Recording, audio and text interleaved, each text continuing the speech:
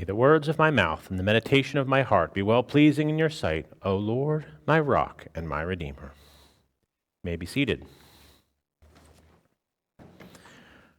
From the midst of the throne came the likeness of 4 animals. This was their appearance. They had the likeness of a man, and everyone had 4 faces, and everyone had 4 wings. The book of Ezekiel contains many beautiful and interesting visions. And one of the most beautiful visions is the temple, a new temple or a new Jerusalem. But it also has these strange visions of these living creatures and other things that are difficult to understand if we just look at the letter of the word and try to work out what's going on there.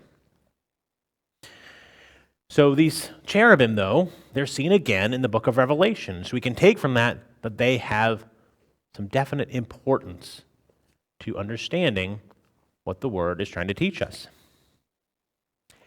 So one of the things that we can do to gain context is to look at the story, the overall story in the book of Revelation and the overall story in the book of Ezekiel. And both of them have largely to do with judgment. In Ezekiel, it's talking about the judgment on the old kingdom and the promise of a new kingdom. And in the book of Revelation, we have the idea of the new heaven and the new earth, because the former ones have been judged and passed away. And these 4 living creatures, or cherubim, they're seen repeatedly.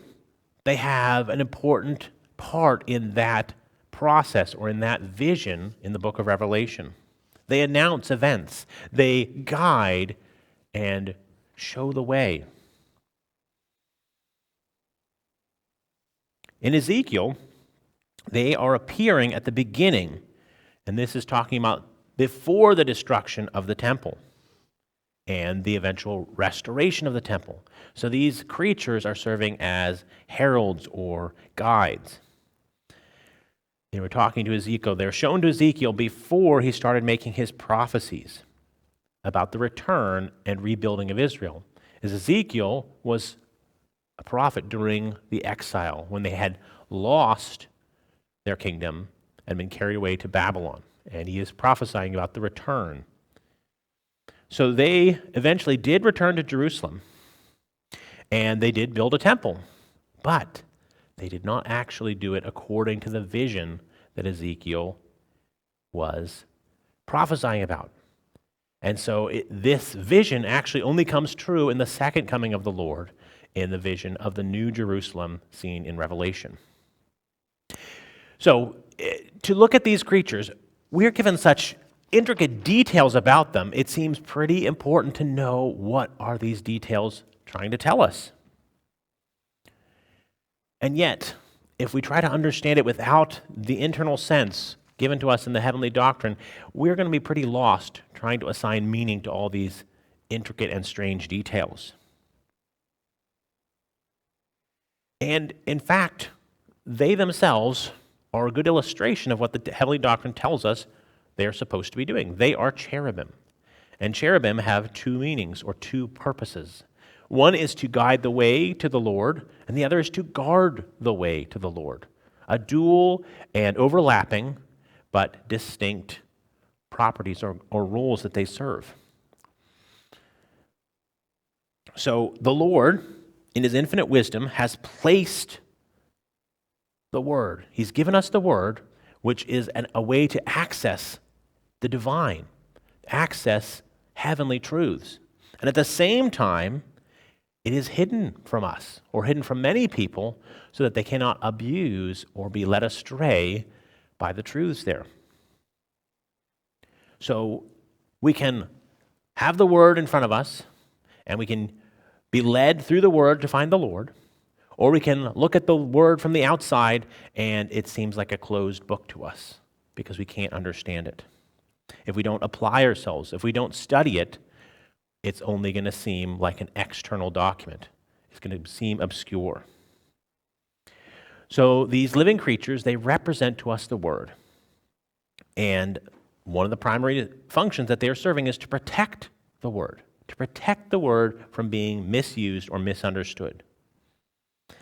Protection against doing harm to our understanding of the Word, and even to prevent people from approaching the Word or approaching the Lord in the Word without a genuine desire to be led by it.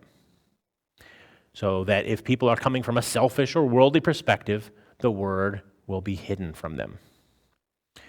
We read in the Arcana Celestia, or the secrets of heaven, the living creatures signify divine arcana, or divine secrets. And so does the likeness of their faces. But what in particular are meant cannot be known unless it is known in the internal sense what is meant by a lion, a calf, a man, and an eagle. The face of the eagle is circumspection and consequently providence, ability to look around, the Lord to look down on us and see what we need. The cherubs represented by the living creatures in Ezekiel signify the providence of the Lord, unless man should enter into the mysteries of faith from himself in his own rational. So we can think about that eagle and the wings of the eagle and the wings of the cherubim as representing the protection so that people don't enter in from selfish and worldly motives. So the cherubim, they're seen again in the very beginning of the Word in the book of Genesis and guarding the way to the tree of life in the Garden of Eden. Adam and Eve were not allowed to return to the garden to eat from the tree of life because they had trusted their own intelligence and trusted the serpent instead of listening to the Lord. So the cherubim seen in the book of Revelation and in Ezekiel, they have a similar role protecting the Word and also at the same time introducing people to the Word and to the Lord, if we're willing to understand. So one of the strange and remarkable features is that they each had 4 faces. To get into detail about this, they had the face of a man or a human. What makes people different from animals? People over the years have tried to come up with different explanations, but from the Lord we know we have the ability to become wise and understand the difference between good and evil.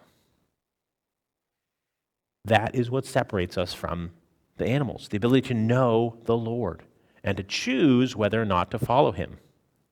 So they have a face of a man because the Word is what gives us the ability to know right and wrong, to become wise and to follow the Lord. The second face was the face of a lion. Now, a lion is a ferocious and powerful creature. So at first we might think, is the Word dangerous?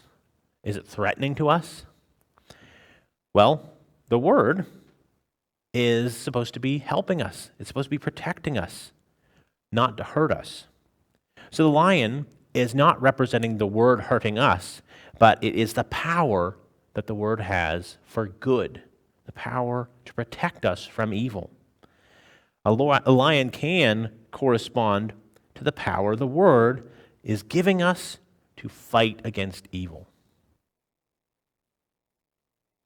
The third face is the face of a calf or a cow, an ox. So what is a calf like? Cows are useful animals. They produce milk, butter, meat, as well as other things. So in the Word, we sometimes see or hear about the image of the fatted calf, a healthy, well-fed creature. This is representing in us the ability to inspire us to take delight in the good things the Word has to offer. So the calf is a symbol for taking delight in good things. The fourth and final face was the face of an eagle. The eagle is a widely recognized symbol for nobility, for power, but the eagle is especially known for its ability to fly high in the air and see things clearly down below. So this corresponds to the power that the Word has to raise our thoughts above earthly things, raise it above the natural to spiritual and heavenly things. When we raise our thoughts, it does not blind us to the natural world. It allows us to see it and see what is truly important in the natural more clearly. So the wings that the creatures have, we can again think about the eagle flying high, but these wings have two purposes. One is it lifts them up. Again, that ability for the word to raise us up, but it also covers them. They hide things. And this is something we can see in the story of Ezekiel, that the wings are used to cover themselves. And the word, again, sometimes speaks about a mother bird covering her chicks and protecting them. So the word is covered over. The wings are primarily made of feathers, and feathers are external things like our hair or our fingernails, very external. And that is that external sense of the word that protects us or protects people who want to just serve themselves, not really interested in spiritual things. When they read the word, they just think, what is this? These are stories. They're strange stories. They're old stories about people from a long time ago. What use is that to me? So they're merely looking at the surface. They're only going to understand things from the surface. But the Lord allows people in to understand the internal truths if they are willing, and if they're approaching it from a genuine desire to learn and not from self-intelligence or selfish motives. Now, one of the strangest things in this vision is that the cherubim have wheels. Wheels, in the word, we might see them on carts, on chariots. In the modern world, we think of cars, vehicles that we might ride on. And it has a similar purpose. In ancient times and today, it helps people move themselves, move supplies, and in the case of chariots, move soldiers or weapons around the battlefield. But what it's trying to teach us is about truth. The ability to carry ourselves has to do with moving using our understanding. Moving weapons or supplies has to do with using the truths and taking them to where they need to go. The ability to assign truths to their appropriate places and relative importance. We can think about this in that the wheels roll. They help move. And our understanding is what helps us move from one truth to another, to understand more things, and it allows us to move more rapidly and more directly. Our understanding helps direct us from one truth to another. It moves us along step by step, but in a rapid and direct fashion. And so we read in the Arcana, or Secrets of Heaven, the chariots in the Word, they represent the doctrinal things. So the doctrine is not just the truths themselves, but the ability to understand and be guided from one truth to another. So it says, from this it can be seen in some measure that the wheel of the chariots means the power of our understanding. The chariot moves and goes forward by means of the wheels. And so the truths which are in the doctrinal things go forward.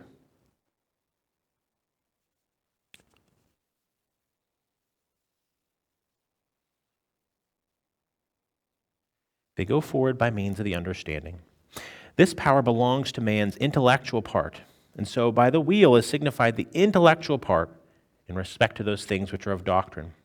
This is also signified by the wheels in Isaiah. Moreover, their appearance and their work was as a wheel in the midst of a wheel.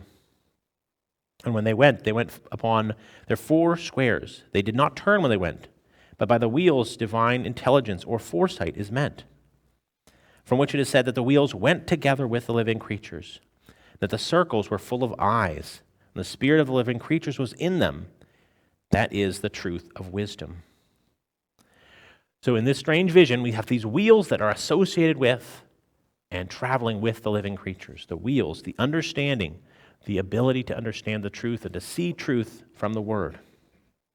They're said that they progress, they go straight without turning, and they had one purpose or one end, so that they are going straight towards the goal. What is that purpose? The purpose is heaven. Again, we can see this. The wheels are described as having the appearance of a precious stone, a beryl, or a Tarshish, which comes from the Hebrew word meaning the sea. So it has got a sea or a water-like quality. And then a sapphire, again, has a blue quality. And we're told in the heavenly doctrine that the Tarshish or beryl represents truth from spiritual good, to which belongs power. But the sapphire signifies the external of the celestial kingdom. So the sapphire is a richer, maybe more purpley blue, And the Tarshish is a clearer or lighter blue. And they represent the spiritual and the celestial, the knowledge that comes from heaven. The cherubim mean the protection and the way to the tree of life, or the approach to the Lord, which people make by the truths of the spiritual sense of the word. So those wheels, they're the color of the sky or the color of the heavens because they're showing us the way to heaven through the spiritual truths there. So the main purpose that these living creatures are representing is the truth or understanding from the word. And so now we come to this important point. In Hebrew, they're called living creatures from the word for life. And again, even animal has that idea of something that has a soul.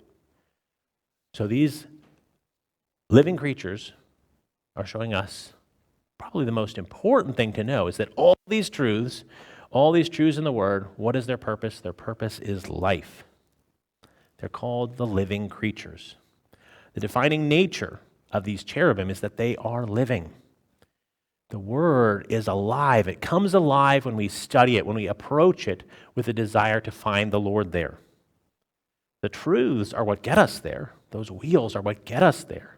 But the purpose, the goal is the Lord. The goal is life.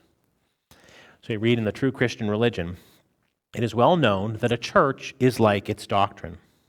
The word is the source of the doctrine. And yet it is not doctrine that establishes a church, but the wholeness and the purity of the doctrine, and consequently its understanding of the word.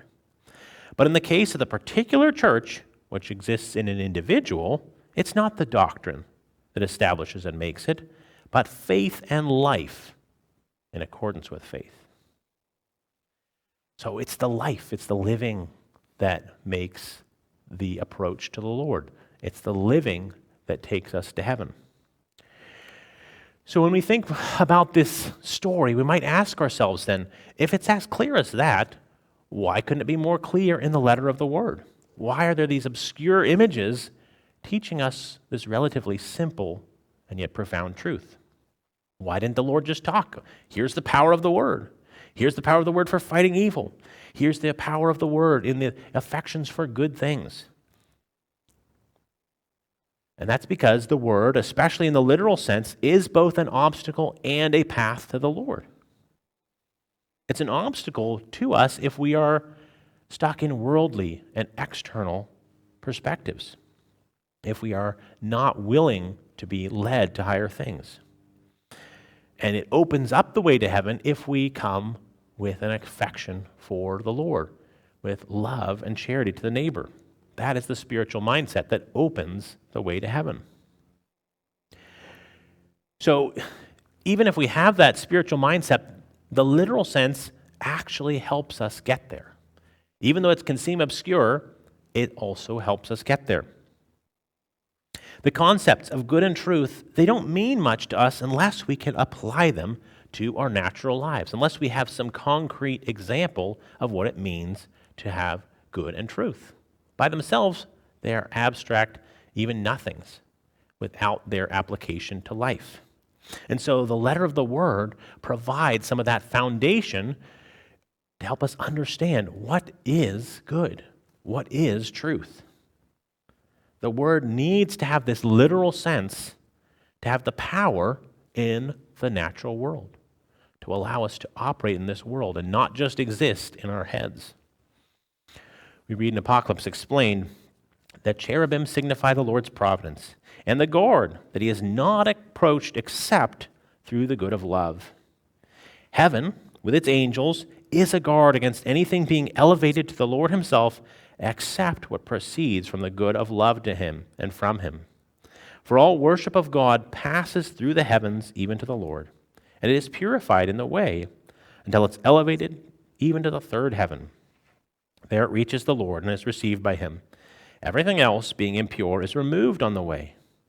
This is why the cherubim of gold were placed over the mercy seat, which was over the ark, and why that place was called a sanctuary. So approaching the Lord in the time of the Jewish church, they had to go through the different layers to approach the mercy seat where the cherubim were.